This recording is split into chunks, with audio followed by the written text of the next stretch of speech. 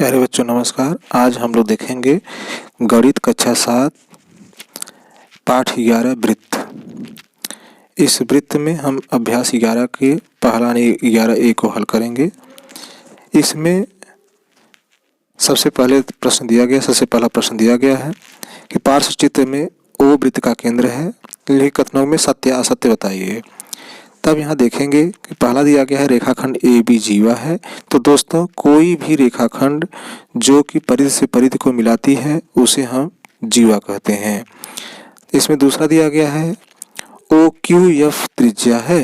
तो यहाँ पर अगर देखेंगे त्रिज्या किसे कहते हैं, अगर वृत्त के केंद्र से कोई रेखा वृत्त के परिधि को जाती है तो उसे हम त्रिज्या कहते हैं। लेकिन यहाँ पे क्यू एफ वृत्त के केंद्र में न हो करके बाहर कहीं पर है, वहां से गया है, इसलिए यह त्रिज्या नहीं है।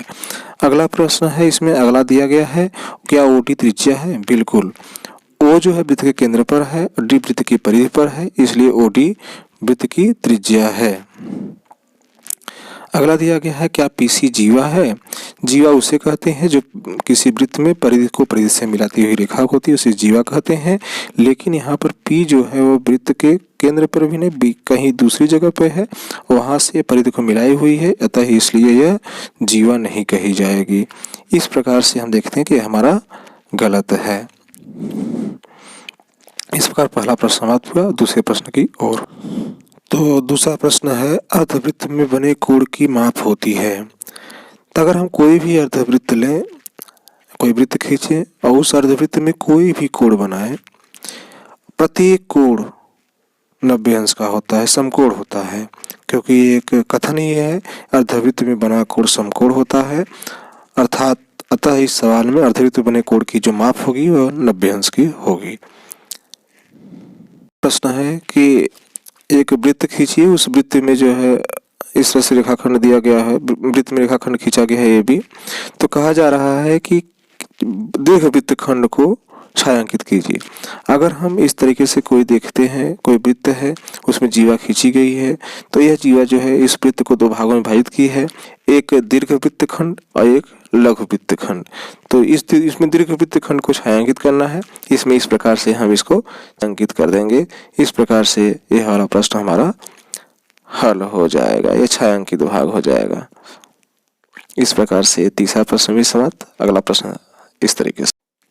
इस अभ्यास का चौथा प्रश्न है आकृति 11.6 में ओ वृत्त का केंद्र है। आकृति में निर्मित किन्हीं दो त्रिज्यखंडों के नाम लिखिए। तो इस तरीके से हम वृत्त बनाते हैं जैसा कि चित्र में दिया गया है। इसका वृत्त का केंद्र O है और इसमें ए सी वृत्त व्यास है और बी जो है कि इस तरीके से वृत्त केंद्र से परिधि पर बनाने वाली रेखा त्रिज्या है। तो इसमें कहा गया है त्रिज्यखंडों के नाम लिखिए।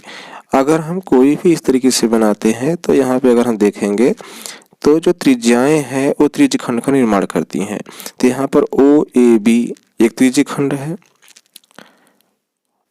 ओ ए बी एक त्रिज्यखंड है और बी ओ सी दूसरा त्रिज्यखंड है।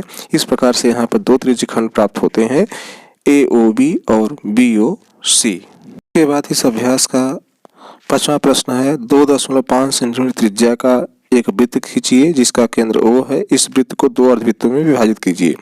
ये हम रूलर और प्रकार ले लेते हैं और 2.5 सेंटीमीटर माप करके एक वृत्त खींचते हैं। इसमें वृत्त का केंद्र O है।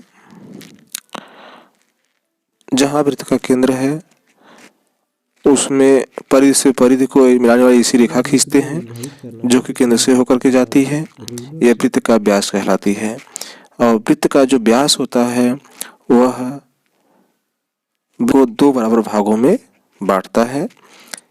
इस प्रकार से हम यहाँ पर देखेंगे कि वृत्त जो व्यास है ए बी है, ए बी वृत्त को दो अर्धवृत्तों में विभाजित कर दिया है। इस प्रकार से यह हमारा प्रश्न हल होता है।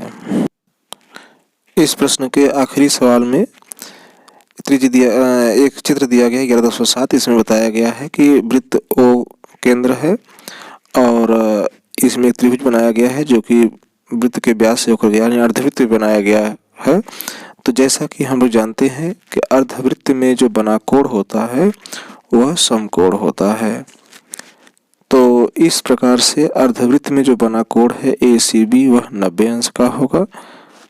यह एक नियम है और इस नियम के अनुसार अर्धवृत्त में बना कोण समकोण होता है।